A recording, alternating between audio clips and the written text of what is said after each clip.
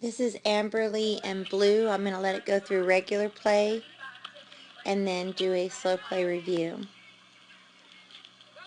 I have never worked with this horse and rider in person, so without putting a leg over the horse, I don't know the horse's personality, if she's fractious or sensitive or anything, but watching your left turns versus your right turn, she reminds me a lot of my horse, Briscoe. Now, some horses are just not ambidextrous left and right, just like we are unable to write our name as pretty with our left hand and our right hand unless we practice a lot.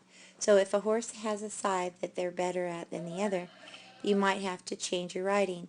I notice you checking back here, but what I'd like to see you change is sitting down. She comes in hard on her own, and sometimes it's the simple things like sitting back in the back of the saddle that'll help a fractious horse or a horse that lacks confidence to the right help. So while you're checking, your body still says go. So I would suggest sitting back in the saddle. It's exactly how I ride my runaway Briscoe mare.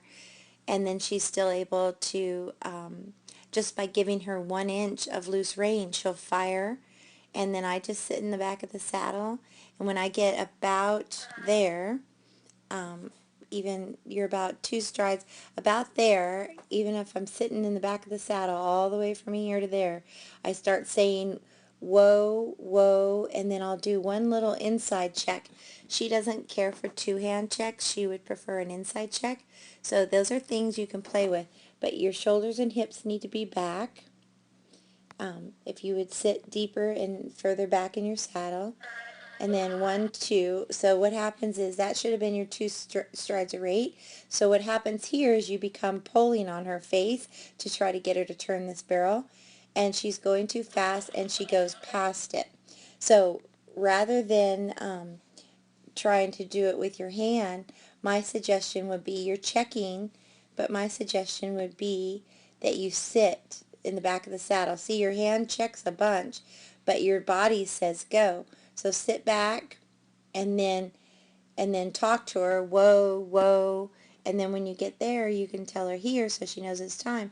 But again, your body is forward and you're pulling on her there. But your hand goes back down here, which looks really good. I like how you drop your rein. You have slack in your rein here. And that's the time to start tapping her with your outside leg, but by the front cinch, not the back cinch. So move that leg forward. And see, your leg's not doing a lot there. It's a little bit. But look at your body position. You're up. You know, I think if you would just change your body position and then talk to her. So sit down from back here. Sit the whole way and then say whoa, whoa. Try 2-hand checks or 1-hand checks depending on what she likes. And then here where you pick her up really hard, try not to do that as much as just sitting back and just bump. That was a little bit too much of a pull. And then use your outside leg every time you bump with your hand. So always use a leg cue with a hand cue. Okay? So you end up taking way too many strides around this barrel. 1, 2, 3 strides are 8. 1, 2, 3 strides to get around this barrel. So that ate up the clock a lot for you. 1, 2, 1, 2. Now see, she can handle, because she's a lefty, she can handle more push to the next barrels. 1, 2, 1, 2. Your left barrels are really pretty. But what I'd like to see you do to first barrel, see how you ride up all the way around your left barrels?